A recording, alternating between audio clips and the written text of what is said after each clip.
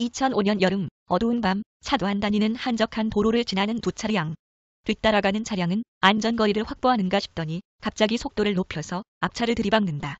뒷목을 잡으며 차에서 나온 앞차량 운전자는 보험사에 제출할 사진을 열심히 찍는데 뒷차량의 차주는 그럴 필요 없다는 말을 하더니 갑자기 칼을 꺼내서 앞차량 운전자를 잔혹하게 살해하고 유유히 자기 차에 다시 탄 후 현장을 빠져나간다. 다음날 이 사건을 조사하러 정태석 형사 김우열가 현장에 출동하게 된다. 현장으로 가는 길, 엄청나게 막히는 길에 기분이 좋지 않던 정 형사는 갑자기 조직폭력배 장동수 마동석, 가운영 중인 불법 게임장을 덮친다. 밑에 있는 조직원들은 그 사실을 장동수에게 알리고 장동수는 자기 뒤를 봐주고 있는 경찰이 난 호봉팀장 유승목에게 전화해 그놈이 또 왔으니 잘 좀 처리해달라고 부탁한다. 한편 게임장에서 환전 업무를 보던 청년을 체포 후 연행하던 태석은 팀장의 전화를 받고는 지금 현장으로 가고 있다고 퉁명스럽게 말한 후 전화를 끊고 사건 현장으로 향하게 된다.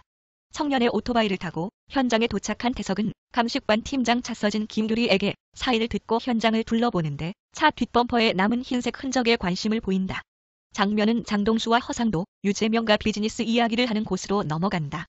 하지만 너무 많은 것을 원하는 동수 탓에 분위기는 험악해지고 참다 못한 동수의 오른팔 권호성 최민철 이상도에게 적당히 하시는 게 어떠냐 대들고 이에 상도의 오른팔 문식 허동원 연성을 높이며 분위기는 더 나락으로 떨어진다. 그러자 동수는 자신의 오른팔은 싸대기를 때리고 상도의 오른팔은 이빨 두 개를 힘으로 뽑아서 술잔 안에 넣어버린 뒤 다시 평화적으로 일을 진행해보자고 제안한다.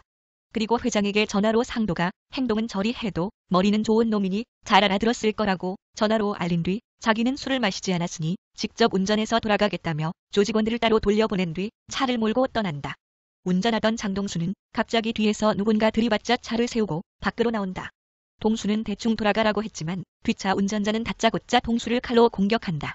하지만 동수는 칼을 맞았음에도 일반인처럼 무력하게 당하고만 있지는 않았고 뒤엉켜 싸우다 칼을 빼앗아 범인에게 한 방 찌르기도 하는 등 선전한다.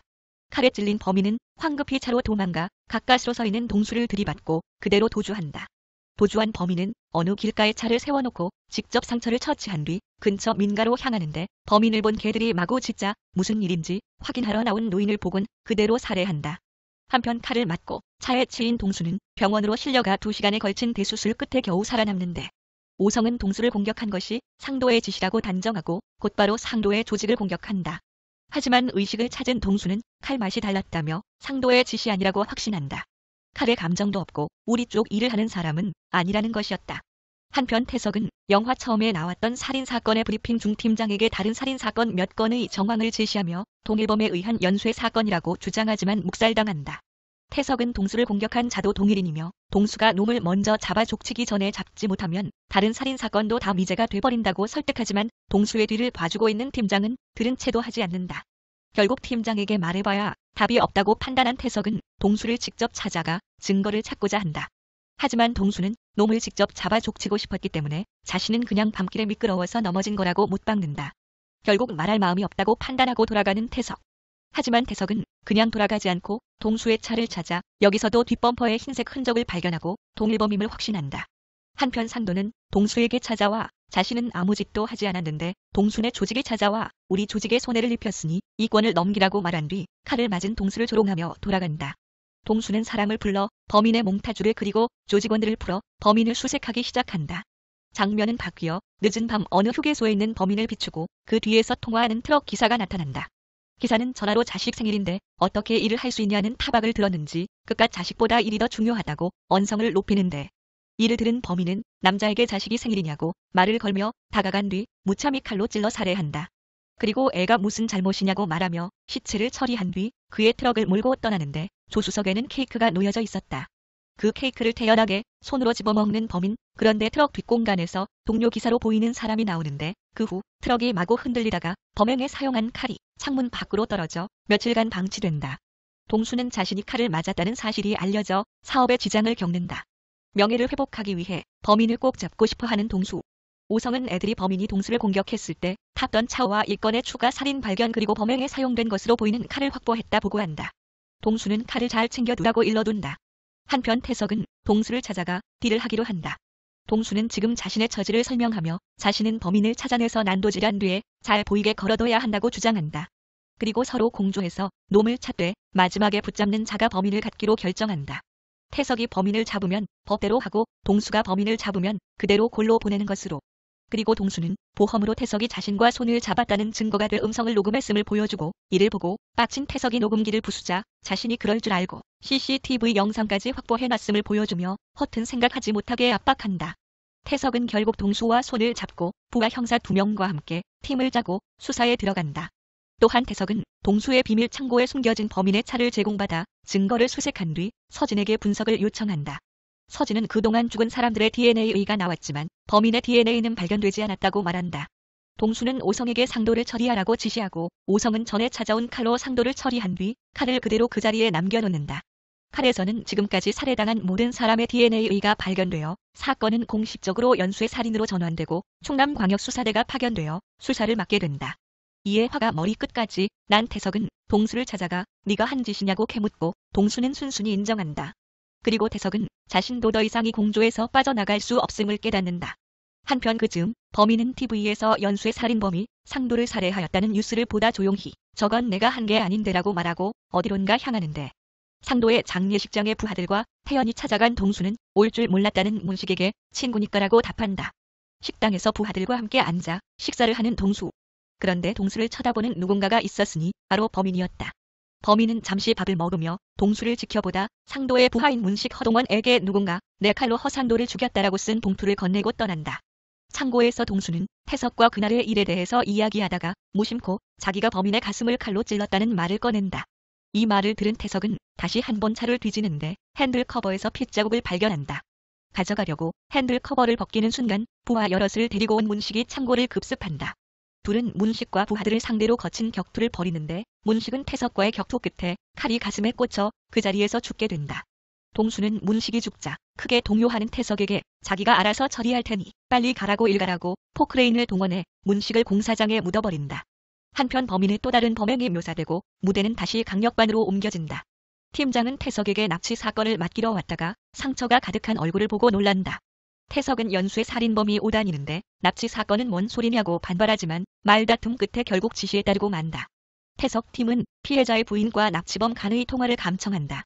납치범은 여자에게 돈 가방을 분식점으로 들고 오라고 지시하고 부인은 약속대로 행동하고 그 주변 건물 옥상에서 태식과 경찰들이 대기하며 매복하는 작전이 실행된다.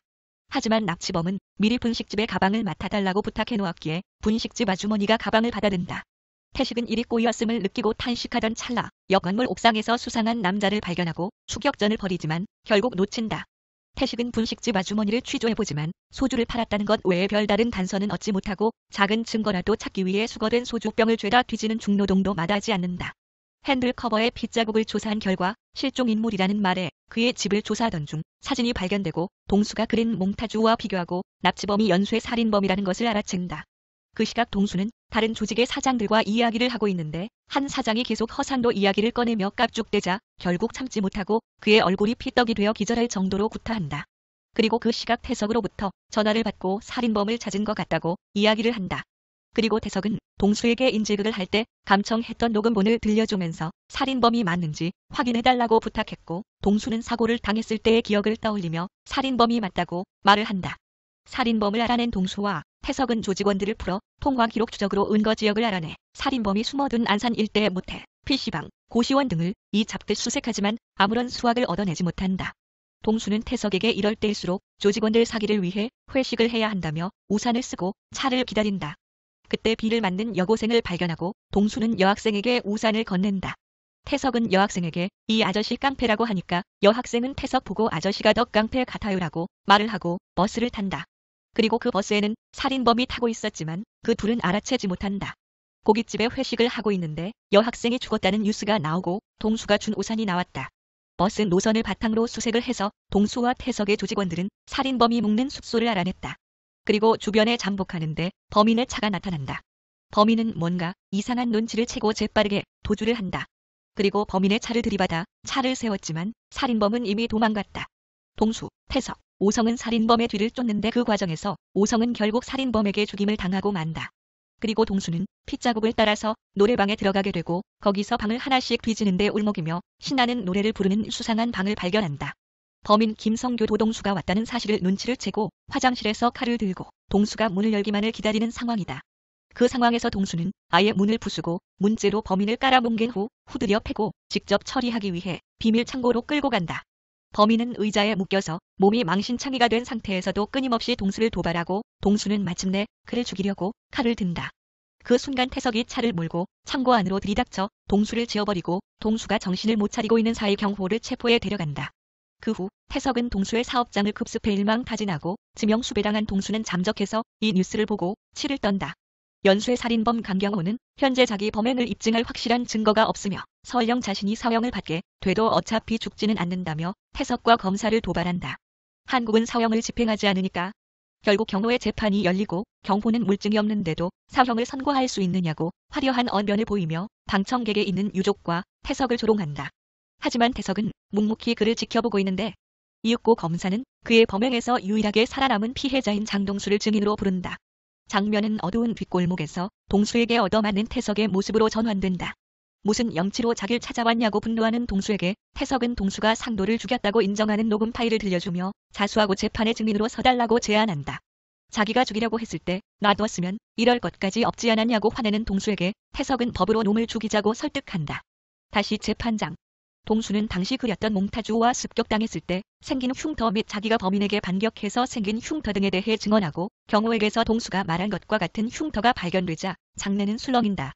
결국 경호에게는 사형이 선고되고 동수 역시 수갑이 채워져 연행된다. 태석과 서진, 후배 형사 둘은 연쇄 살인범을 검거한 공으로 승진한다.